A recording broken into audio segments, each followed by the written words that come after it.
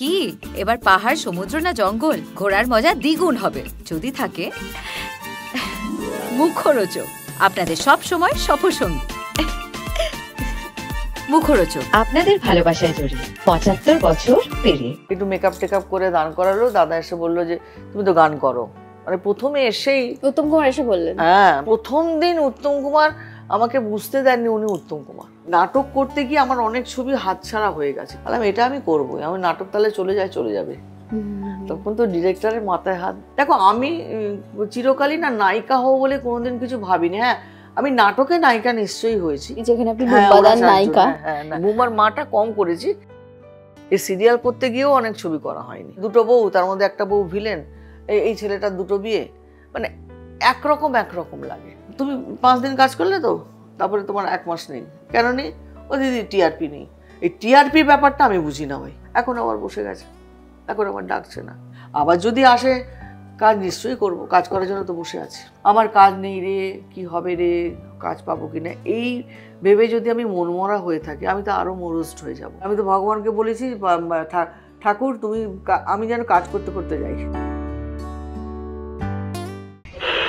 আকাশবাণী কলকাতা, শুরু হচ্ছে মহিলা মহল। উপস্থাপনা ও প্রযোজনায় বেলা দে।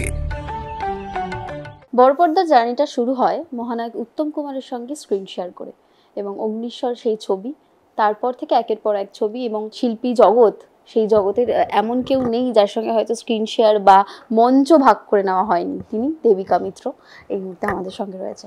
নমস্কার দিদি।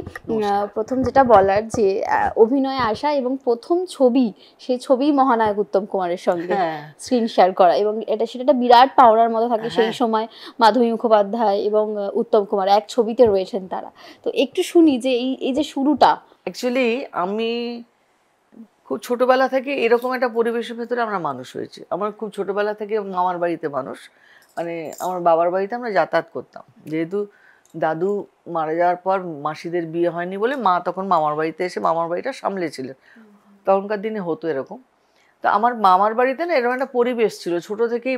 মামারা, আমার বাবা নিশ্চয়ই তার মধ্যে আছেন, গান বাজনা আবৃত্তি। আমরা 5 বোন, তো এখন 1 বোন আমার গত হয়েছে। নাচ গান আবৃত্তি, নাটক করা, ছাদে নাটক করছি, 25শে বৈশাখ পালন করছি। আচ্ছা পাড়াতে কালী পুজো হতো খুব বড় করে, এখনো হয়, উত্তর কলকাতা সেবা দল, সেখানে নাটক করছি। এই পরিবেশের মধ্যে দিয়ে মানে মানুষ হতে হতে অভিনয়ের প্রতি মানে কি করে যেন একটা ভালোবাসা, চর্চাটা বাড়িতেই ছিল, চর্চাটা একদম বাড়িতে ছিল। আর বিশেষ বিশেষ লোকজন আমার বাড়িতে আসতো। পূর্ণেন্দু পত্রী এসেছেন, সমীর ভন্দ এসেছেন, মানে তখন তো ধরো পূর্ণেন্দু পত্রী এসেছেন মামার বন্ধু হিসেবে। পূর্ণেন্দুদা তো আনন্দবাজারে ছিলেন, আর মামা ছিল সিএসসিতে। এবার দুজনের সঙ্গে আলাপ হয়েছিল কেসি দাসে ওখানে, কি করে। তো তখন পূর্ণেন্দুদা এসেছিলেন, পূর্ণেন্দুদার পছন্দও ছিল আমাকে ভীষণ। আমার প্রথম ছবি পূর্ণেন্দু পত্রীরই ছিল, কিন্তু সেটা হলো না, চতুরঙ্গ। তো সেটাতে যে আমরা কাস্টিং ছিলাম, আমি, রঞ্জিত দা, আমাদের সুচিত্রা সেন ম্যাডাম।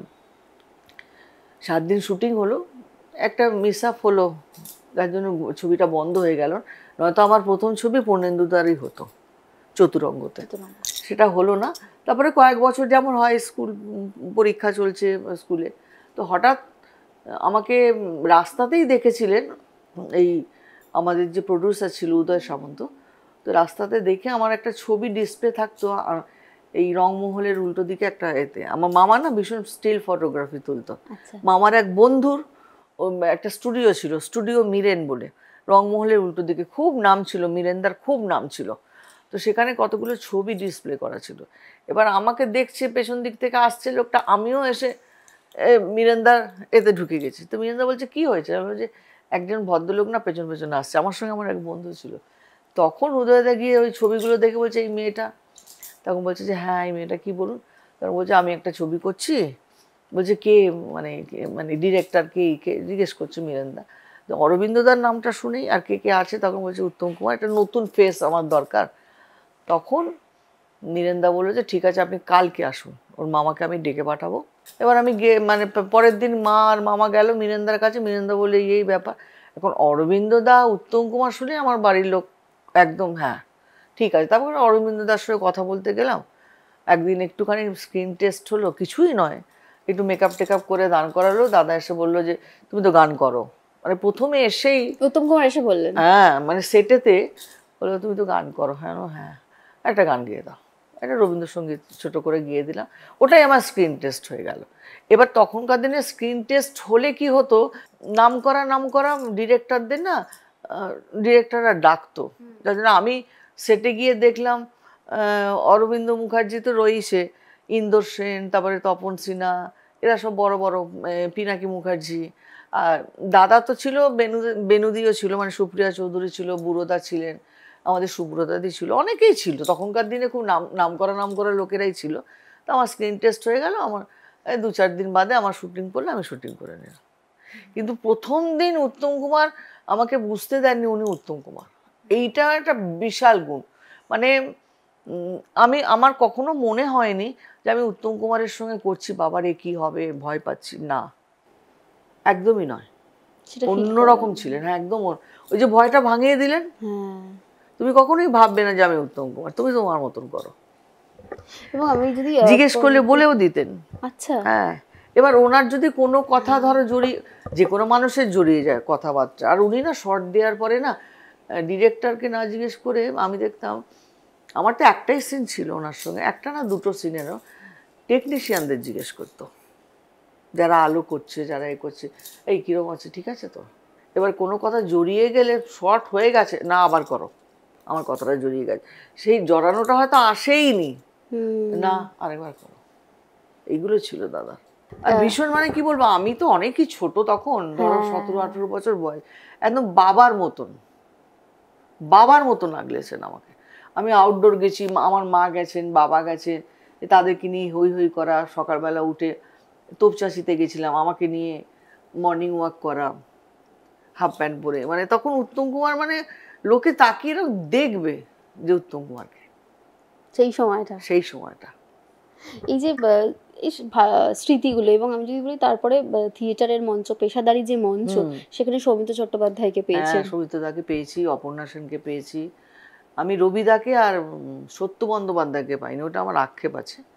তা আমি প্রথম নাটক যেটা করি সমর মুখার্জির পরিচালনায়, প্রথমে করি 20, তারপর আমার বিয়ে হলো, তারপরে সমরদারই নাটক করি সম্রাট সুন্দরী, সেটা কিন্তু 1000 রজনী অতিক্রান্ত।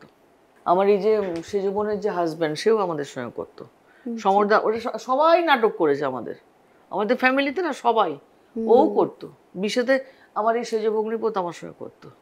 সেখানে আমি পেয়েছি মলিনাদি, প্রথম নাটক করতে গিয়ে কাদের পেলাম, মলিনাদি, বিকাশ দা, অঞ্জনা ভৌমিক, সন্তোষ দত্ত, ভানু বন্দ্যোপাধ্যায়। আমি তো একদম নতুন, আমার সঙ্গে আমার ছোট বোনও একটা রোল করতো, একদম যে ছোট বোন। কিন্তু এই যে সান্নিধ্য পেয়েছি যখন, তখন মনে হয়নি যে আমি কি পাচ্ছি, কিন্তু এখন আমি রিয়েলাইজ করি আমি কি পেয়েছি। যেটা পারবো না তারা তো বলে দিতেন, তারা শিখিয়ে দিতেন, এটা কি করে বলবো বলো, ওটা কি করে বলবো। মলিন আমাকে বলতাম, এই তুই তোর মতন কর, যদি ভুল হয় আমি বলে দিচ্ছি, মানে ফ্রিডম, লিবার্টি দিয়ে দিত, যে আমি মলিনা দিই, তুমি তোমার মতন করবে ভাই। বিকাশ দাও কিন্তু তাই ছিল, অত্যন্ত, মানে বিকাশ দা মানে ভীষণ ভালো একজন অভিনেতা। মানে তাকে নিয়ে আমরা, ধরো উন্মাদনাটা আমাদের ভীষণই কম, সেটা আমার ভীষণ লাগে, কিন্তু বিকাশ রায়। এই যে উত্তম কুমার না সৌমিত্র চট্টোপাধ্যায়, সেটা বাঙালির একটা চিরকালের একটা টাসেল চলতে থাকে। তো আপনি দুজনকেই পেয়েছেন, যেটা বললেন যে সৌমিত্রদাকে আমি ছবিতে পাইনি, সৌমিত্রদাকে আমি যেটা পেয়েছি মঞ্চে পেয়েছি। আর যেটা বললেন যে উত্তম কুমার একেবারে একদম, মানে ওই পিতৃ স্নেহ যেটাকে বলে, একদম। শুধু আমাকে নয় গো, আমি তোমাকে বলছি, তখন তো মহুয়াও বেঁচে ছিল, পার্থ, আমি, কল্যাণী মণ্ডল, এই যে 3-4 জন আমরা ছিলাম। তো কল্যাণী একটু হয়তো বয়সে বড় হবে, কিন্তু ও উত্তম কুমারের সঙ্গে প্রচুর বই করেছে, কিন্তু পার্থ মুখার্জি যেমন প্রচুর বই করেছে। এই আমরা যারা ছোট, সবার সঙ্গে ওনার একটা মানে পিতৃসুলভ ভালোবাসা। এই যে মহানায়ক উত্তম কুমারকে দিয়ে শুরু, এবং তারপর যে জার্নিটা চলছে, এবং সেটা পরবর্তীকালে প্রসেনজিৎ এবং জিৎ, এই যে নায়কের সমানভাবে কাজ করে চলেছেন, এই যে সময়টা, এই পর্বটাকে কিভাবে দেখেন, যে উত্তম কুমার থেকে একদম জিৎ পর্যন্ত? হ্যাঁ দেখো, আমার কিন্তু ভালোই লাগে, তার একটাই কারণ হচ্ছে, দেখো যুগের সঙ্গে আমাদের তাল মিলিয়ে চলতে হয়। তো উত্তম কুমার মহানায়ক, তার সঙ্গে হবেন, শুভেন্দুদার সঙ্গে আমি কাজ করেছি, নাটকে করেছি, সৌমিত্র চট্টোপাধ্যায়, এরা হচ্ছে এক একটা কি বলবো কিংবদন্তি। হ্যাঁ, আবার এরাও এখন ধরো বুম্বা মানে প্রসেনজিৎ, আমাদের জিৎ, আমাদের দেব যারা আছে, তারা আবার তাদের মতন, তারা তো সেই সময় বা আমরা তাদেরকে দেখতে পাইনি। এখন যুগের সঙ্গে তাল মিলিয়ে যদি আমি চলি, এখন কিন্তু এরাও ভীষণ ভালো, খুবই ভালো। মানিয়ে নিতে হয় খানিকটা এখন ইন্ডাস্ট্রিতে। আমার কিন্তু সেরকম পরিস্থিতির আমি সম্মুখীন কোনোদিনই হইনি। আমি যেখানেই কাজ করতে গেছি প্রত্যেকে মানে ধরো ডিরেক্টর, আমাদের যা টেকনিশিয়ান থাকে, আর্টিস্টরা, প্রত্যেকের সঙ্গে আমি মিশি, ভালোভাবে মিশি, আর প্রত্যেকে আমাকে খুব সম্মান করে। এখন তো আরও করে, কারণ আমি এখন ভেটেরান অ্যাক্ট্রেস হয়ে গেছি ওদের কাছে। এই দেবিকা দিদি বসো, এই ঠামি তুমি কেন বসবো, এইরকম। দেখো আমাকে একটা কথা এটা তো তুমি মানতে হবে তোমাকে, যে যখন যেমন তখন তেমন। এই যে মা শারদা বলে গেছেন, আমি যদি আমার ঘ্যাম নিয়ে বসে থাকি, আমি এমন কিছু নামকরা আর্টিস্ট নই। আমি যেটা মনে করি ঠিক আছে, শিল্পী প্রফেশন, তাহলে তারাও আমার সঙ্গে সেইভাবে মিশতো। আমার মধ্যে তো সেটা নেই, আমি দেবিকা আমি চাই বেশি কথা বলবো না, আমাকে ওদের সঙ্গে মানিয়ে নিয়ে চলতে হয়। আর ওরা অত্যন্ত বেশি, ছেলে বলো মেয়ে বলো, এখন যারা কাজ করছে সিরিয়ালে বলো, অত্যন্ত বেশি বুদ্ধিমান। সারাদিন 16 ঘন্টা 18 ঘন্টা কাজ করে, 15 থেকে 16টা করে সিন করে। আমরা করেছি? আমরা তো করিনি। আচ্ছা, পরপর ছবি করছিলেন এবং ছবি করতে করতে খানিকটা কিন্তু থিয়েটারে শিফট করে যাওয়া, যেটা পেশাদারি মঞ্চ, তারপর কিছুটা অন্তরালে কি চলে যাওয়া? না, অন্তরালে চলে যান। অ্যাকচুয়ালি আমার হয়েছিল কি, আমি তো পেশাদারি মঞ্চটা পরপর করে গেছি। ধরো সম্রাট সুন্দরী, হাজার রজনী মানে কতদিন, তারপরে রঙ্গিনী, সেটাও 800 রজনী, সেটাও কতদিন। এই মানে নাটক করতে গিয়ে আমার অনেক ছবি হাতছাড়া হয়ে গেছে কিন্তু সেই সময়, কারণ আমি তরুণ মজুমদারের ছবি করতে পারিনি। উনি আমাকে ডেকেছিলেন, কিন্তু আমি যেহেতু নাটক থেকে ছুটি পাইনি, তনুদার বই আমার করা হয়নি। খুব সম্ভবত সেটা বোধহয় ভালোবাসা ছিল। হ্যাঁ, সে যাই হোক হয়নি। অনেক ছবি আমার হাতছাড়া হয়ে গেছে। আবার নাটক করতে করতে আমি যেমন হরনাথদার প্রচুর ছবি করেছি। হরনাথদার সংঘর্ষ দিয়ে আমার আরম্ভ হয়েছে, মহানে বোধহয় গিয়ে শেষ হয়েছে। তারপরেও যখন দাদা ঠাকুর তার মধ্যে করলাম, দাদা ঠাকুর খুব বড় রোল, মহানে আমার খুব ছোট রোল ছিল, কিন্তু হরনাথদা মানে কি বলবো, মানে এতটাই ভাবতেন আমার কথাটা, কিছু না কিছু রোলে আমাকে ঠিক পুট করতেন ওনার ছবিতে। তারপরে তো আস্তে আস্তে আমি সিরিয়াল তো তখন আবার চলছিল, সিরিয়ালও কিন্তু চলছিল। তারপর আস্তে আস্তে সবার প্রভাতদার লাঠি করেছি, এই করেছি, ভালো তপন সিনহার বই করেছি হারমোনিয়াম তখন, কিন্তু অগ্নিস্বরের পরেই তপন সিনহা সিনেমা করেছেন। এই যে সিনেমাটাকে খানিকটা প্রাধান্য না দিয়ে পেশাদারি মঞ্চটাকে প্রাধান্য দিলেন, সেটা কি নিজের পছন্দের একেবারেই? হ্যাঁ, আমার নিজের পছন্দের। সেটা নাটকটাকে ভালোবাসতাম বলে তাই। কিন্তু মাঝে মাঝে তখন আফসোসও হতো, ছবিগুলো হচ্ছে না। তখন তো ভালো ভালো ছবিও হয়েছে। সুখেন্দা একবার ডেকে পাঠিয়েছিল, আমি করতে পারিনি। কি করব, নাটক থেকে আমরা ছুটি পেতাম না। আমার ধরো যে ডামি করবে, সে হয়তো আমি যেদিন ছুটি চাইছি, কি আমি যে কটা দিন ছুটি চাইছি, সেই কটা দিনের জন্য হয়তো সে অ্যাভেলেবেল নয়। কিন্তু এই ছুটি নিয়েই অর্ধেন্দুদার আমি সীতা করেছি সেকেন্ড লিড, সেখানে সন্ধ্যাদি করেছে ফার্স্ট লিড সীতা, আমি উর্মিলা সেকেন্ড লিড করেছি। ছুটি নিয়ে মানে করবো না তো করবো না, যাবোই। আমাদের আউটডোর পড়েছিল জয়পুর, আর.ডি. বানসাল প্রোডাকশন। বললাম এটা আমি করবোই, আমার নাটক তাহলে চলে যাবে। তখন তো ডিরেক্টরের মাথায় হাত। আমারই পরের বোন, এখন সে গত হয়েছে, সে তখন আমার ডামি করলো ওই 1 মাস। আমি সব কিছুই করেছি মিডিয়াতে। আমি একটা মিডিয়াকে ভীষণই ভয় পাই, সেটা হচ্ছে রেডিও। ওইটা আমি করিনি। হ্যাঁ, ওইটা আমি এখনো ভয় পাই, ওটা আমি করিনি। অথচ আমি ডাবিং যে খুব খারাপ করি তা না, ডাবিং নিজের ডাবিংটা নিজেকেই করতে হয়। অন্যেরও ডাবিং করেছি। যখন আমাদের নন্দিনী মালিয়া মারা গেল, নন্দী ওদের 2টো ছবি, দিলীপ বিশ্বাস ডিরেক্টর ছিলেন, দিলীপ বিশ্বাসের একটা ছবিতে উনি ছিলেন, আর একটা অন্য কোনো ডিরেক্টরের ছবিতে এই বোধহয় করলাম। সেটা বোধহয় খুব সম্ভবত অনুরাধার সঙ্গে কিছু একটা গন্ডগোল হয়েছিল, অনুরাধাটা এনওসি দিয়ে দিয়েছিল মনে হয়, তখন আমি করলাম। তো ডাবিং যে খুব খারাপ করি তা তো না, তাহলে আমি ডাবিং করছি। কিন্তু আমার রেডিও তো ভীষণ ভয়, বাবারে ওই মিডিয়াটাকে আমি ভয় পাই। অথচ আমি যাত্রাও করেছি, মঞ্চ করেছি, সিনেমা করেছি, সিরিয়ালও করেছি, সবই করেছি, শুধু এইটা বাদ দিয়ে, বেতারটা বাদ দিয়ে আর কি। আপনাদের সময়, যে সময় আপনি সিনেমা করছেন, সেই সময় যদি বলি অনামিকা সাহাজা রয়েছেন, অনুরাধাদি রয়েছেন। অনুরাধা একটু পরে এসছে, অনামিকা আমার একটু পরে এসছে, মানে আমি যখন সীতা করতে যাই তখন বোধহয় সেটা 80-81 সাল হবে খুব সম্ভবত মনে হচ্ছে, তখন আমার সঙ্গে অনামিকার আলাপ হলো। এবং সেই অর্থে বলতে গেলে যদি দাপুতে খলনায়িকা আমরা বলি, আমরা সঙ্গমিত্রা দিকে দেখেছি, সঙ্গমিত্রাও করেছে, তো এই যে অনামিকাও কিন্তু করেছে। এই যে মানে নায়িকাদের যে একটা মহল, সেখানে কোনো প্রতিযোগিতা থাকতো না? দেখো আমি চিরকালই না নায়িকা হব বলে কোনোদিন কিছু ভাবিনি। হ্যাঁ, আমি নাটকে নায়িকা নিশ্চয়ই হয়েছি, দেবদাসে পার্বতী হয়েছি, সম্রাট সুন্দরীতে ধরো রোমান্টিক হিরোইন হয়েছি, রঙ্গিনীতে তাই হয়েছি, কিন্তু আমার বরাবরই একটা ছিল আমি ক্যারেক্টার রোল করব। আমার যেমন কমিক করার খুব ইচ্ছে ছিল, যার জন্য রীনাদি মানে অপর্ণা সেন যখন আমরা নাটকটা করলাম স্বরলিপি বলে, ছোট্ট মানে দুটো সিন আমি একটু কমিক করলাম। কমিক করতে আমি ভালোবাসি, পারি কি না পারি সেটা না, কিন্তু কমিক করতে ভালোবাসি। কোনোদিনই নায়িকা হওয়ার ইচ্ছেটা ছিল না যে বড় পর্দা? কিন্তু না, ছবিতে ধরো আমি ছবিতে যখন প্রথমে এসেছিলাম, তারপরে তো আমার ছবি হলো না, তারপরে বিয়ে হয়ে গেল, আমার তো বয়সটা বেড়ে গেল, তখন ওই নায়িকা হওয়ার ইচ্ছেটা আমার চলে গেল, কিন্তু আমি নায়িকা হব। বিয়ে হয়ে যাওয়ার পর কি কাজের কিছুটা বিরতি ছিল? কিছুটা তো ছিলই, কিছুটা ছিল। তারপরে আমি আবার নতুন করে এলাম, এই সম্রাট সুন্দরী নাটকে জয়েন করলাম। সেটা কি মানে বিরতিটা কি নিজের ইচ্ছায় নাকি? হ্যাঁ, তখন আমার ছেলে ছোট, তাকে ছেড়ে বিয়ে করব অতক্ষণ সময়, সেই জন্য হয়নি, আর কিছু না। আমাকে কিন্তু কেউ বারণ করেনি, আমার শ্বশুর বাড়ির লোকেরাও অত্যন্ত মানে তারাও গান বাজনার লাইনে ছিল, সব অত্যন্ত ভালোবাসতো, কোনোদিন আমাকে বারণও করেনি, আর বাপের বাড়িতেও কোনোদিন বারণ করেনি। এই যে ওরা চারজন ছবি যেখানে আপনি বুম্বাদার নায়িকা, এই নায়িকা মানে কি, মানে খুব কম স্প্যান, কিন্তু এটা সমিত ভঞ্জর ডিরেকশনে ছিল।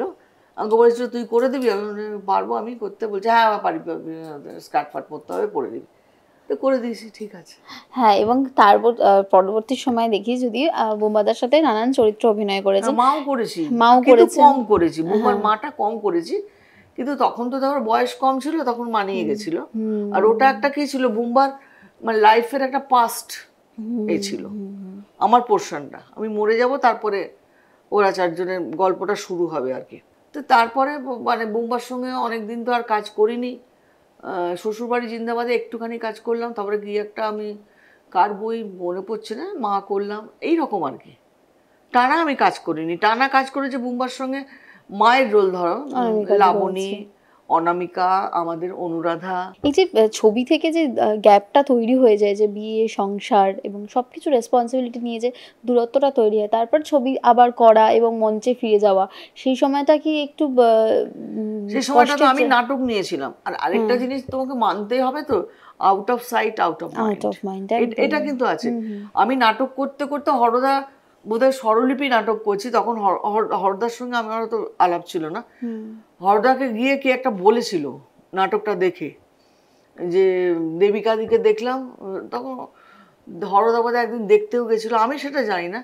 এবার ওইখানে দেখে হরদা সংঘর্ষের জন্য আমাকে ইয়ে করলো, কিন্তু ওই শোয়ের ডেটগুলো বাদ দিয়ে আমি শুটিং করতাম সংঘর্ষতে, সেখানে বুম্বা ছিল আমার সঙ্গে, বুম্বা ছিল, মনোজদাকে পেয়েছিলাম সেখানে। মানে সেই সময় ছবির ডাকটাকে একটু কম আসতো, খুব কম। এবার তারপরে যখন হরদার বইতে সংঘর্ষ করার পর আবার ছবিটা, যেমন প্রভাতদার ছবিটা করলাম লাঠি, ভিক্টর ব্যানার্জির সাথে এর আগেও ছবি করেছেন, লাঠি মহানে একটুখানি করেছিলাম, মহানে অল্প। লাঠির অভিজ্ঞতা কিরকম? ভালো। আমরা ধরো 1 মাস ধরে NT1-এর ছবি করি, তখন ঋতু তো প্রথম খুবই ভালো করেছিল, জুন আমার মেয়ের রোল করেছিল, জুন মালিয়া। তো আমরা খুব হই হই করে কাজ করতাম, কিন্তু মনে হতো না, একদম ফ্যামিলির মতন হয়ে গেছিলাম। তারপরে ভিক্টর দা নিজে ছিলেন খুবই ভালো, খুবই পাওয়ারফুল অ্যাক্টর, খুব পাওয়ারফুল অ্যাক্টর। কিন্তু আরেকটা বই আমি ভিক্টর দার সঙ্গে করেছিলাম, সেই বইটার নামটা আমি মনে করতে পারছি না, ভিক্টর দার স্ত্রীর রোল করেছিলাম।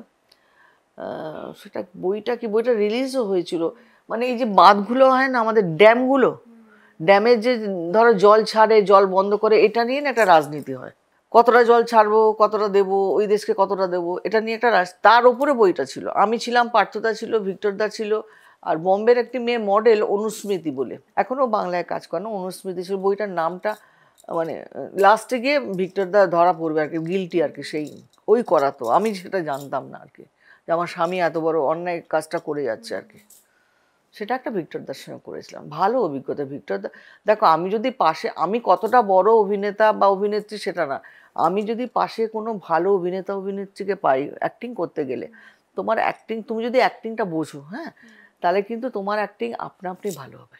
পর্দায় এমন কোন চরিত্র মানে যেটা করা হয়নি, আফসোস রয়েছে, আর যে ছবিগুলো করেছেন সেই ছবিগুলোর প্রত্যেকটা ছবি কি নিজের পছন্দের চরিত্রগুলো যেগুলো না খুব না, মন আমাকে মতো? পছন্দের মতন হয়নি, কারণ বলছি, আমাকে যখন যে চরিত্র দিয়েছে আমি সেই চরিত্র করে গেছি। পর্দায় যেটা আমার করা হয়েছে ছিল, যদি কেউ রিমেক করতো সাহেব বিবি গোলামের, ওই রোলটা আমার করার খুব ইচ্ছে ছিল, সেটা হয়নি। সাহেব বিবি গোলাম তার রিমেক হয়নি, কারণ ওই রকমই একটা রোল সৌমিত্রদা আমাকে করিয়েছিল নীলকণ্ঠতে, ঠিক ওই রোলটার একদম রেপ্লিকা আমি যে চরিত্রটা করতাম সৌমিত্রদার সঙ্গে। হ্যাঁ, সেই জন্য বলছি যে বৌঠানের যে চরিত্র, ওই চরিত্রটা করার আমার খুব ইচ্ছে ছিল, কিন্তু হয়নি। নাটকে যেমন আমি পার্বতী করেছি, আমার মনে থাকবে কিন্তু পার্বতী, কিন্তু সেটা না পেশাদারি মঞ্চে না, সেটা আমরা করতাম, কালিদা করতেন আমার সঙ্গে, আমি করতাম পার্বতী, আমার হাজব্যান্ড তো অভিনয় লাইনের লোক, শ্রীরূপ মিত্র, ও করতো। এই চরিত্রগুলো আমার মনে আছে। সরজু যেমন মনে আছে, চন্দ্রনাথে যেমন সরজু, সেটা যেমন মনে আছে। পর্দায় বলতে গেলে যেমন চরিত্র এসছে সেরকম করেছেন, সেরকম করে নিজের কোনো পছন্দের চরিত্র সেটা হয়নি। সেটা আক্ষেপ খানিকটা? আক্ষেপ নয়, কারণ চরিত্রগুলো তো খারাপ নয়, চরিত্রগুলো তো ভালোই। হ্যাঁ, তোমার স্প্যান ছোট হতে পারে, কিন্তু লোকে তোমাকে মনে রাখবে। এই যে ধরো আমি গত বছরে 5 নম্বর স্বপ্নময় লেনটা করলাম, সেখানে কি হলো, সেখানে আমি যেরকম বাড়ির গিন্নি, আমার রোলটাও সেরকম ছিল। একটা জয়েন্ট ফ্যামিলি দেখানো হয়েছিল, তার গিন্নি, এবার সেই বাড়িটা বিক্রি হয়ে যাচ্ছে, সেই বাড়িটাকে আবার ফিরিয়ে আনছে, বাড়ির মেয়েরাই, দুজন নাতনি, তার উপরেই গল্প। তো এই সব রোল করতে গিয়ে না ভাবতে হয়নি, আমি যা আমি তাই। আর এরকমই চরিত্র আমি করেছি, কিন্তু সিরিয়ালেও করেছি, কারণ আমাকে দিয়ে কখনোই কেউ নেগেটিভ চরিত্র করায়নি। না, তোমার চেহারাতে আসবে না। ইচ্ছে ছিল করার? হ্যাঁ, নেগেটিভ চরিত্র করতে ইচ্ছে থাকবে। তুমি যদি ভালো অভিনেতা অভিনেত্রী হও, তোমার নেগেটিভ চরিত্র আর কমেডি চরিত্র করার কিন্তু একটা বাসনা থাকবে। সেটা পেলে কি পেলে না সেটা ভাগ্যের ব্যাপার, কিন্তু একটা ইচ্ছে থাকে মানুষের। 5 নম্বর স্বপ্নমালের মানুষদের ছবির আগে সেই অর্থে সেরকম কোনো বড় ছবি আপনি অনেকটা সময় ধরে করেন? অনেকটা, হ্যাঁ, মানে কি বলতো, সেরকম ভাবে আমার কাছে অফার আসেনি। আমি 5 নম্বর স্বপ্নময় লেনের আগে আমি লাস্ট বড় ব্যানারের ছবি করেছি রাজ চক্রবর্তীর বড় দুর্গা মাইকে। তারপর মাঝখানের ছবির না, অফার পাননি? সেরকম আসেনি গো। সেরকম এলেও হয়তো আমার সময় হয়নি, এরকমও হয়েছে, আমি হয়তো সময় দিতে পারিনি, সেরকমও হয়েছে। এখন আর যোগাযোগ করার ইচ্ছা হয় যে ছবির জন্য যারা আমাকে চেনে, তারা, তাদের যদি লাগে ধরো, হ্যাঁ, তারা নিশ্চয়ই আমাকে বলবেন। এবার আমি ফোন করে করে ওরে আমি বসে আছি, আমার কাজ নেই, এইগুলো আমি বলতে আমার একটু কুণ্ঠিত বোধ হয়। প্রায় 2 বছর সেভাবে ধারাবাহিকে অভিনয় করেন। সিরিয়াল নেই আমাদের। ধরো আমরা সিরিয়ালের আর্টিস্ট না, মাসে ধরো 15 থেকে 18 দিন আমরা এনগেজ থাকতাম। এই সিরিয়াল করতে গিয়েও অনেক ছবি করা হয়নি, কারণ সিরিয়াল ধরো তুমি মেন ট্র্যাকে যদি কোনো চরিত্র করো, তুমি তো ছুটি পাবে না। আমার ক্ষেত্রেও সেটা হয়েছে, আমার ক্ষেত্রেও হয়েছে। তবে সিরিয়ালে আমার বেস্ট চরিত্র যেটা আমি করেছি, সেটা হচ্ছে বীরেশ চ্যাটার্জির কড়ি দিয়ে কিনলাম দীপুর মা। ওই একজন মানুষ যার সঙ্গে আমি কাজ করেছি, উনিও নয়নতারা বলে কিন্তু একটা সিরিয়াল করেছিল, সেখানে আমি ছিলাম, কেতুকিদি ছিল, আরও অনেকে, মানে পুরনো পুরনো আর্টিস্টরা সব ছিল, রমেনদা ছিলেন। হ্যাঁ, একটা ইনস্টিটিউশন বীরেশ চ্যাটার্জি। মানে বীরেশদাকে আমি খুব মিস করি। এই যে কাজগুলো করতে যাই না, এখনকার ডিরেক্টররা নিশ্চয়ই ভালো, আমি সেটা বলবো না, তারা তো ঘন্টার পর ঘন্টা ধরে কাজ করছে, সারাদিনে হয়তো 12টা সিন টেক করে দিচ্ছে, ভীষণ চাপ থাকে। সেই চাপটা তখন ডিরেক্টরদের ওপর থাকতো না, ডিরেক্টরের কথাটাই শেষ কথা। এই যে এখন মেগা সিরিয়ালে যে ফরম্যাট চলে এসছে, এবং আপনারা যে সময় ধারাবাহিক করতেন সেটা একটা অন্য ফরম্যাট ছিল। ধারাবাহিকের যে বিবর্তন, গল্পের একটা মানে কি বলবো, ধাঁচটা একরকম যেত। এখন কি হয়, প্রথমে আরম্ভ হয় আমাদের, আমি বলছি, একরকম একটা গল্প দিয়ে, কিন্তু তারপরে না গল্পের খেইটা হারিয়ে যায়, গল্পের খেই পাবে না তুমি।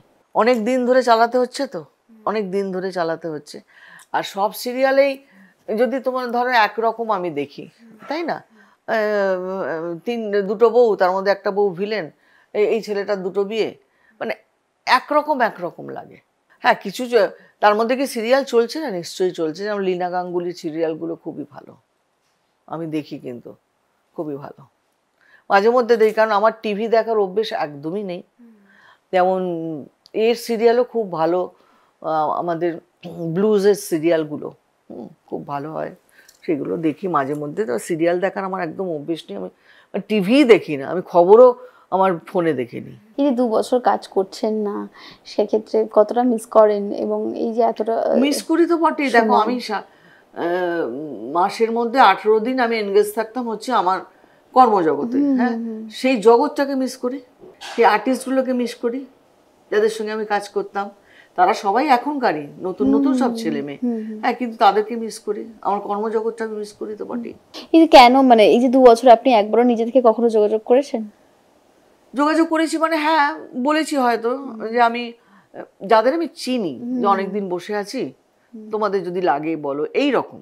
স্বর্ণযুগ থেকে সিনেমা করা শুরু করলেন এবং তার পরবর্তী সময় পর্যন্ত যে সিনেমা চলছে, এই যে ইন্ডাস্ট্রির পরিবর্তনটা, এখন বাংলা সিনেমা নিয়ে আমরা প্রচুর কথা বলি, যে সে অর্থে বাংলা সিনেমা যারা গ্রামগঞ্জের মানুষ তাদের যে সিনেমা টানবে সেটা নয়, সিনেমা অনেক শহর কেন্দ্রিক হয়ে গেছে।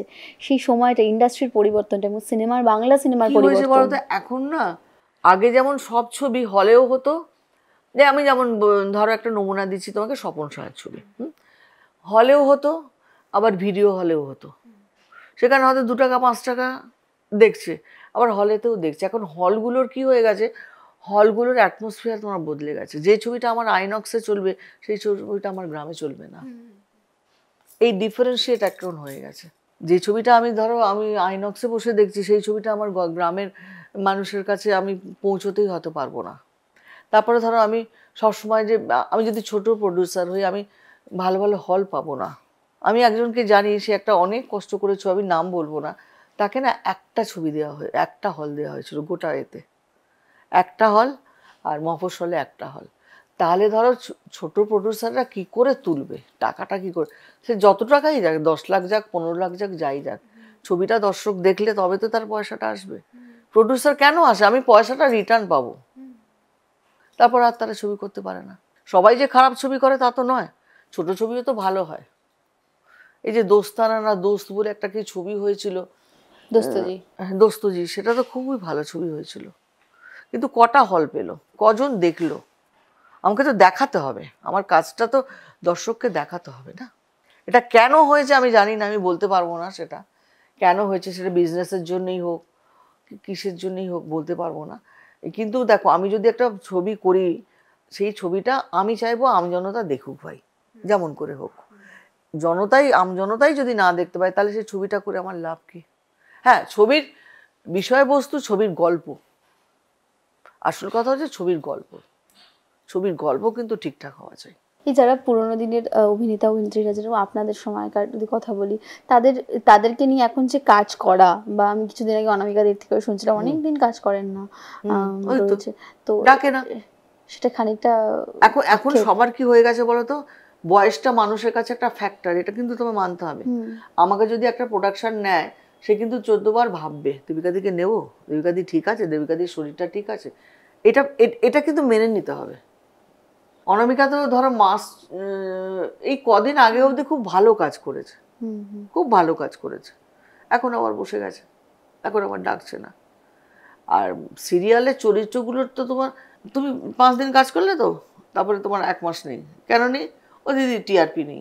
এই টিআরপি ব্যাপারটা আমি বুঝি না ভাই, ওই সিনের নাকি টিআরপি নেই, এটা আমার কাছে একটুখানি মানে ফিশি লাগে, হয় না? কোথায় যে টিআরপি মেশিন বসানো থাকে, কোথায় যে এই থাকে, আমি ওসব বুঝি না। তাহলে এই যে টানা 5 দিন করলি তোরা, হ্যাঁ, তাহলে একটা যদি তুমি নাম করা আর্টিস্টকে নাও, মনে করো শকুন্তলা কি অনুরাধা কি অনামিকা, হ্যাঁ, তাহলে সেই চরিত্রটা সেইভাবে তোমাকে নিয়ে যেতে হবে। ওই যে বলি না, গল্পের খেই হারিয়ে যায়, ওদের হচ্ছে যেটা টিআরপি থাকবে সেইটার নাকি হবে। আমি জানি না, অনেক অবাস্তব ব্যাপারও হয় কিন্তু এখন, আমি বলছি না সবাই করে না, অবাস্তব ব্যাপারও হয় সিরিয়ালে। আর চ্যানেল যা বলবে তাই, এখন চ্যানেল যা বলে তাই, কারণ ডিরেক্টরের কোনো সে নেই, যেটা শুনেছি, আমি জানি না, চ্যানেল যাব। তবে আমার সঙ্গে দেখো, আমি যতদিন কাজ করেছি, চ্যানেলের লোকও এসছে, আমি কাউকে অত অত আমার মানে ওঠা বসা নেই চ্যানেলের লোকের সঙ্গে, কিন্তু সবার সঙ্গে ভালো, সবাই আমার সঙ্গে ভালোই ব্যবহার করেছে। আবার যদি আসে কাজ নিশ্চয়ই করব, কাজ করার জন্য তো বসে আছি। এই যে সময়টা এখন কি করেন এমনি বাড়িতে? বাড়ির কাজকর্ম করি, ক্রসওয়ার্ড করি, গান শুনি, আমার একটা ডগি আছে তার সঙ্গে একটুখানি সময় কাটাই। দেখো আমরা তো চিরকাল জয়েন্ট ফ্যামিলিতে মানুষ, আমাদের কোনো অসুবিধা হয় না বাড়িতে থাকতে। আমি তো একা একা থাকিনি কখনো, এখন আমি একা হয়ে গেছি। ঠিক ছেলে আছে, রয়েছে তো? ছেলে রয়েছে, আমার এই যে মেয়েটি এখানে কাজ করছে, ও আমার কাছেই 5 বছর, ও কাজ করছে, ও কাজ করে, ওরা থাকে, ওর মেয়ে থাকে, ও সবার সঙ্গে মিলেমিশে থাকে। আমি কিসে ভালো থাকবো, আমার মন মেজাজ কিসে ভালো থাকবে সেটা আমাকে বুঝতে হবে। আমার কাজ নেই রে, কি হবে রে, কাজ পাবো কিনা, এই ভেবে যদি আমি মনমরা হয়ে থাকি, আমি তো আরো মরুষ্ট হয়ে যাব, তাই না? এখন কাজের জগৎটা অনেকটা পরিবর্তন হয়েছে, এটা সময়ের সাথে সাথে সব জায়গাতেই সব হয়। জায়গায় হয়। তো সেই পরিবর্তনটা আপনি যেটা বললেন যে সময়ের সাথে সবটাই মেনে নিতে হয়, তো ধারাবাহিকের অ্যাটমসফিয়ার রয়েছে, ছবি করতে গিয়ে এক রকমের কাজ হয়, তো কতটা পরিবর্তন চোখে পড়ছে? ধরো আগে একটা ছবি আমাদের 6 মাস ধরে হতো, সেটার মধ্যে একটা অ্যাটাচমেন্ট ছিল। এখন ধরো সিরিয়াল করি, সিরিয়াল মেন ট্র্যাকে করলে কি হয়, তা একটা অ্যাটাচমেন্ট তৈরি হয়। আগে প্রথমে চরিত্রটা হয়তো বুঝতে আমার অসুবিধা হচ্ছে, কিন্তু করতে করতে করতে করতে অ্যাটাচমেন্ট হয়। কিন্তু পরিবেশটা অনেক বদলে গেছে, আগেকার পরিবেশ এখনকার পরিবেশ কিন্তু নেই। কি কি চোখে পড়লো? মানে মানে কি বলবো, সেরকম শিল্পী নেই, সেরকম ধরো আমাদের টেকনিশিয়ান নেই, সব কিছু মিলে, কিন্তু খারাপ কেউ নয়। আমি যে বললাম না, যুগের সঙ্গে তোমাকে তাল মেলাতে হবে, সেই তাল মিলেই আমরা চলছি। আগে তুমি ছোটবেলায় যেটা ছিলে, এখন কি তুমি সেরকম আছো? তোমার চারপাশটা কি সেটা আছে? নেই তো। তাহলে আমাদেরও তাই হয়েছে। আগে আমরা 10 বছর আগে যেভাবে কাজ করেছি, এখন 10 বছর বাদে যেভাবে কাজ করছি, অ্যাটমসফিয়ারটা বদলে গেছে। সেটাই মানিয়ে নাও, সেটাই মানাতে হবে তোমাকে। বাংলা ছবি দেখা হয়? বাংলা ছবি লাস্ট দেখেছি, আমাদের তো স্বপ্নময় লেনটা দেখেছি। তবে আমি বলছি, আমি বুমবার দেখেছিলাম, মনের মানুষ, আমার অত্যন্ত ভালো লেগেছিল। মানে ও এত মানে নিজেকে ভেঙেছিল ওই চরিত্রটা করতে গিয়ে। আর তারপরে সেভাবে আর দেখো, ঋতুরও একটা ছবি দেখেছিলাম, মনে পড়ছে না, খুব ভালো, খুবই ভালো। আর নতুনদের কাজের মধ্যে যদি বলি? নতুনদের কাজের মধ্যে আমার সেরকম কিছু এখন ছবি দেখা হয় না গো, সেরকম সব। কিন্তু ভালো ভালো তো শিল্পী রয়েছে, আমাদের যে শিল্পী নেই কিন্তু তা নয়। এ ধরো বিদীপ্তা চক্রবর্তী, সুদীপ্তা, বিদীপ্তা, এরাও কিন্তু ভালো অভিনয় করে। লাবণীর সঙ্গে আমি নাটকে মানে একই মঞ্চে অভিনয় করেছি। একটা মানুষের সঙ্গে ধরো তুমি পাশাপাশি অভিনয় করলে তুমি বুঝতে পারবে সে কত বড় পাওয়ারফুল অ্যাক্ট্রেস। লাবণী সরকার কিন্তু সেই রকম। অনামিকাও তাই, অনামিকার সঙ্গেও করেছি। লাবণী অত্যন্ত স্টেজে অত্যন্ত পাওয়ারফুল অ্যাক্ট্রেস, একজন অত্যন্ত এক পাওয়ারফুল অ্যাক্ট্রেস। আপনার সমসাময়িক যারা অভিনয় করেছেন এবং সেই সময় যে নায়িকার চল এবং নায়িকা হয়ে ওঠা, আপনার সেটা বলেছেন কোনোদিনই ইচ্ছা ছিল না, বর্তমানে এখন বাংলা ইন্ডাস্ট্রিতে কি সেই অভাব রয়েছে যে নায়িকার অভাব? নায়িকার অভাব আমি কি করে বলবো, আমাদের তো মানে এখন তো সব নতুন নতুন মেয়েরা উঠছে, ছেলেরাও উঠছে, ছেলে বোধহয় কম, মেয়েরা কিন্তু আছে। এখন অনেক নাকি শুনছি সিরিয়ালের থেকেও মেয়েরা গিয়ে নায়িকার অভিনয় করছে। নিশ্চয়ই তারা ভালো করছে, তারা হাউস তাকে নিচ্ছে কেন, তাই না? ভালো, খারাপ নয়, কিছুই খারাপ নয়। আরো একটা যে চল ছিল যে যারা সিনেমা সিরিয়াল করবেন এবং তাদের খুব একটা সিনেমায় নেওয়া হতো না, সেই সময়টা সেটা কি হয় জানো, আমি তোমাকে বলছি। একটা সাবান ধরা তুমি রোজ মাখছো, লাক্স, 15 দিন মাখার পর তোমার কি মনে হবে, বদলে দিই, ভালো লাগবে না। এবার একটা সিরিয়ালে একটা হিরোইন যদি কাজ করে, তাকে রোজ দর্শক দেখছে, তার কিন্তু ফেস ভ্যালুটা কমে যায়। ধরো কোনো প্রযোজক চাইছে আমি নতুন নিউ কামার নেব, তার ফেস ভ্যালু আমি তৈরি করব, সে কিন্তু তখন সিরিয়াল থেকে কোনো আর্টিস্ট নেবে না। বিশেষ করে মানে নায়িকা ক্যারেক্টার রোল হয়তো নেবে, সে তখন নিউ কামারকে দিয়ে কাজ করাবে। সিরিয়ালে কাজ করলে দর্শকরা খুব জেনে যায়, মুখটা খুব চেনা হয়ে যায়।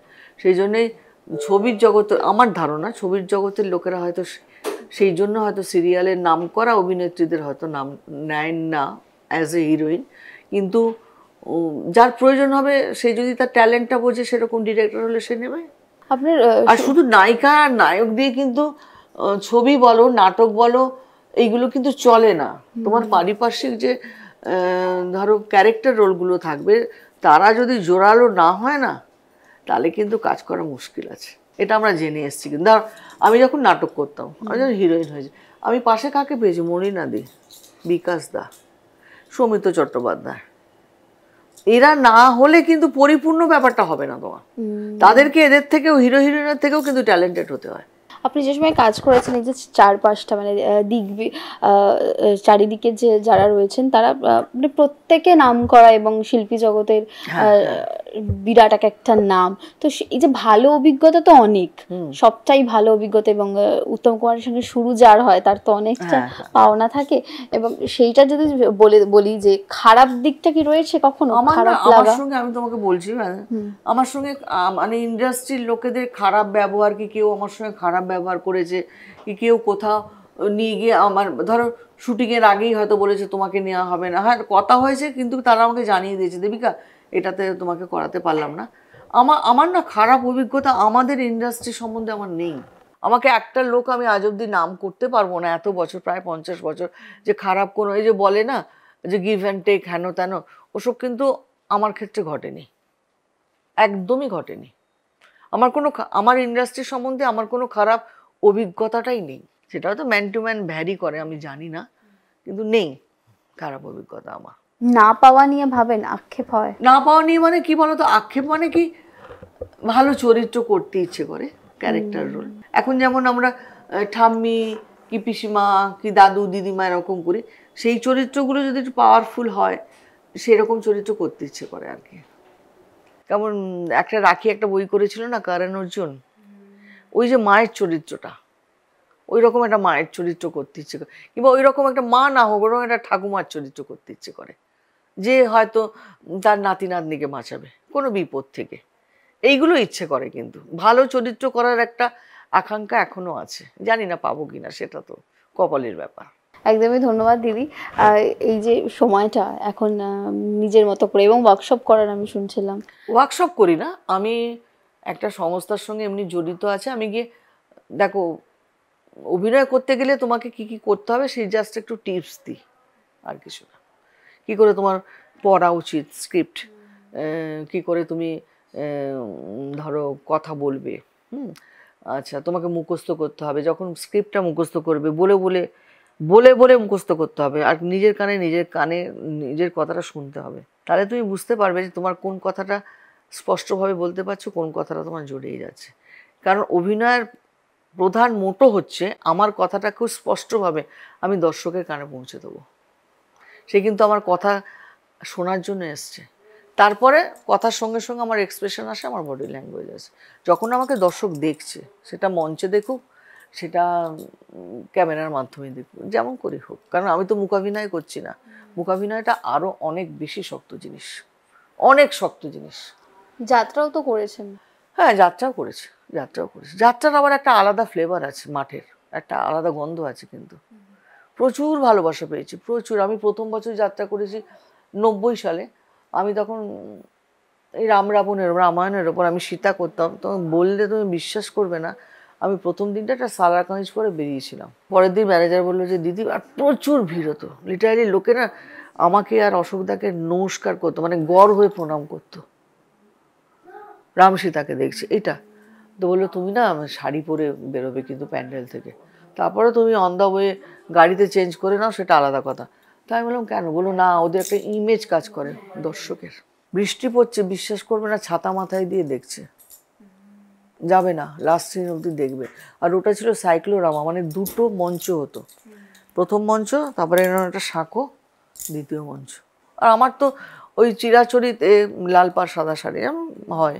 আর গল্পটা মানে স্ক্রিপ্ট করেছিলেন সমীর মজুমদার, অত্যন্ত ভালো স্ক্রিপ্ট করেছিলেন, মানে পড়াশোনা জানা লোক ছিলেন উনি, খুব ভালো। তো যাত্রাতে বলছি, যাত্রার একটা ফ্লেভার আলাদা।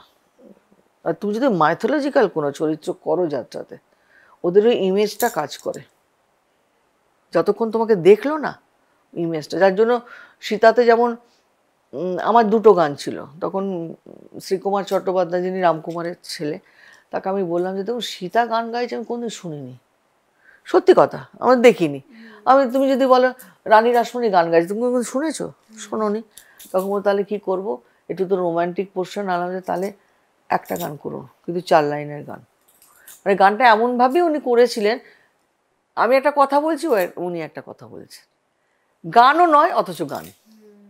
এগুলো একটু ভাবতে হয়, আর কিছুই নয়। তবে আমি যাত্রা জগতেও ভালো ভালো লোককে পেয়েছি। আমি লাস্ট যাত্রা করেছিলাম আমাদের শুভাশিসের সঙ্গে করেছিলাম, মায়ের রোল করেছিলাম। শুভাশিসও খুব পাওয়ারফুল একজন অ্যাক্টর, খুব পাওয়ারফুল। ও আমি আর শুভাশিস কিন্তু একই পাড়ার, জানো, পাশাপাশি বাড়ি আমাদের, দর্জিপাড়া। হ্যাঁ, উত্তর কলকাতা। খুব ভালো অভিনেতা, খুব ভালো অভিনেতা। আর এখন কিরকম লাগে, 50 বছর হয়ে গেছে? ভালো লাগে কিন্তু, যে এত বছর আমি একটা জিনিস নিয়ে পড়ে আছি, টিকে থাকার মতো। টিকে থাকা, টিকে থাকা। লিলিদিকে তাহলে তুমি কি বলবে, সাবুদিকে কি বলবে? এত বছর তো তারা রয়েছেন অভিনয় জগৎ থেকে, অন্য কোনো প্রফেশনে তো যাননি। তাহলে ভালোবাসাটা না থাকলে সেটা হয়? যে কোনো জিনিস মানুষের যদি ভালোবাসা থাকে না, তোমার সেই জিনিসটাতে তুমি সাফল্য লাভ করবে, আর ভালোবাসা না থাকলে সেই জিনিসটা সাফল্য লাভ করবে না তুমি। হাজব্যান্ডকে মিস করেন? মিস করি তো বটেই। তো 18 সালে চলে গেছে আমাদের ছেড়ে, আমাকে আর আমার ছেলেকে ছেড়ে। মিস করি, কারণ তার আপনজনকে তো কীরকম মিস করি বলো তো, ওর জন্মদিনে, পুজোতে, মা বাবাকেও যেমন খুব মিস করি। আমার বোন রিসেন্ট গেছে, আমার মেজ ভগ্নিপো তো রিসেন্ট গেল, 1 মাসও হয়নি। মানে কি বলতো, বাড়িতে কোনো অনুষ্ঠানে, পুজোর দিনে, এরা তো ভালোবাসার লোক না, ভালোবাসার লোক যখন চলে যায় সেটা তো তোমার মনে লাগবেই। কিন্তু কতটা সাহায্য করেছিলেন অভিনয়ে, কাজ, সংসার? না, ও তো হ্যাঁ, ও তো কোনো ব্যাপার ছিল না। বাড়িতে অনেক লোকজন ছিল, আমার ছেলে তো, আমাদের বাড়িতে প্রচুর লোকজন ছিল, আমার বাপের বাড়িতেও লোকজন ছিল, মামার বাড়িতে। ও সবার কোলে করেই সব মানুষ হয়ে গেছে, কোনো ব্যাপার না। আমি যে নাটক করতে চলে যেতাম 2টোর সময়, রাত্রি 9:30টার সময় ঢুকে, আমার ছেলের কোনো অসুবিধা হতো না। এখন তো ছেলে বড়, 45 বছর বয়স, বড় ছেলে। জয়েন্ট ফ্যামিলির কিছু ভালো জিনিস আছে কিন্তু, যেটা এখন আমরা মিস করি, জানো তো। ধরো আমি একলা থাকি এখন, বাড়িতে কেউ অসুস্থ হয়ে, ওরে বাবা রে কী করবো রে, কাকে খবর দেবো, আগে কিন্তু এটা ছিল না। আগে কিন্তু এটা ছিল না, বাড়িতেই তোমার আর 5জন লোক, পাড়ায় গিয়ে বললে 4-5টা ছেলে চলে আসবে। এখন কিন্তু সেগুলো মিস করি, বিশেষ করে উত্তর কলকাতা এটা কিন্তু আছে, তোমার কোনো অসুবিধা হবে না। আশেপাশে প্রচুর লোক, আর সাউথে এটার অভাব শুনি, বাগুইহাটিতেও অভাব শুনি এটা। বাকি সময়টা এবং বাকি জীবনটা এইভাবেই অভিনয় এবং হ্যাঁ, কাজ দিয়ে একদম কাটিয়ে একদম, দিতে চান। যতদিন পারি অভিনয় করে যাব, ভালোভাবে অভিনয় করবে, এটাই। আর আমি তো ভগবানকে বলেছি, ঠাকুর তুমি, আমি যেন কাজ করতে করতে যাই। ভালো থাকবেন। ঠিক আছে গো, খুব ভালো লাগলো, তোমরা খুব ভালো থাকবে। আর দর্শকদের বলছি, আপনারা কিন্তু টলি টাইমের এই অনুষ্ঠান দেখবেন। আমি কেন, আমার মতো আরও অনেক নামকরা, আমি নামকরা নই, আমার থেকেও অনেক নামকরা শিল্পীর আপনারা এইসব ইন্টারভিউ দেখতে পাবেন, যাতে আপনারা অনেক সমৃদ্ধ হবেন। আর আপনারা দেখলে আমাদের ভীষণ ভীষণ ভালো লাগবে। ভালো থাকবেন।